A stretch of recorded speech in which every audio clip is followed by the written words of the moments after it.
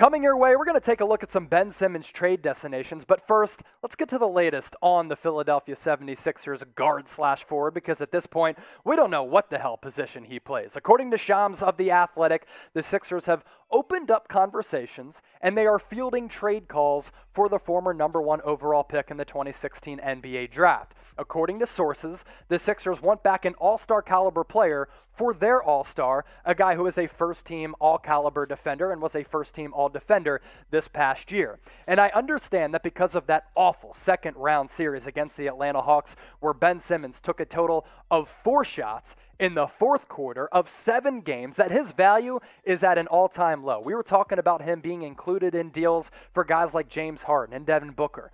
His value is not that, but I don't think it's in the basement, flushed down the toilet like some people believe right now. And his interest, according to some league executives, does remain robust because he brings a lot of value to his respective team.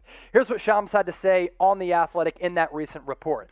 After a disappointing defeat in the second round of the playoffs to Atlanta, the 76ers and president of basketball operations Daryl Morey have been surveying the landscape for ways to improve their roster. Philadelphia lost to the Hawks in 7 games in the Eastern Conference semifinals, culminating in coach Doc Rivers and MVP runner-up Joel Embiid singling out Ben Simmons' play. That's what Shams had to say about Simmons. Here's what Mark Stein had to say about some interested teams who have been making calls to Daryl Morey and the Sixers. The Cleveland Cavaliers interested in Ben Simmons. So too are the Indiana Pacers. Would they give up Malcolm Brogdon for Ben Simmons? Something to monitor. The Minnesota Timberwolves, for a while, there have been rumblings there that they are invested in Simmons as well. The Toronto Raptors, could it be a sign and trade where they send Kyle Lowry to Philly, whose hometown, where he played college ball at Villanova, and get back Ben Simmons? Maybe that could happen. And then rounding out that 5-team list of teams interested in Simmons, the Sacramento Kings.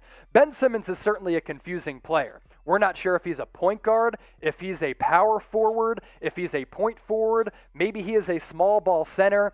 There's certainly some good and bad with him. He's a multi-time all-star. He can guard positions 1 through 5, and there's a lot of good about his game. First team all defense. He can realistically guard point guards, shooting guards, wings, power forwards, and centers. He can guard all 5 positions on the floor, and I thought it was a joke that Rudy Gobert won Defensive Player of the Year ahead of a guy like Ben Simmons, because I think his defensive prowess more valuable to his team than Gobert, who just clogs the paint. Simmons is also a tremendous athlete, 6'11", 240 pounds, and to move like he does, it really does in the open floor give you flashes of Magic Johnson with that passing ability.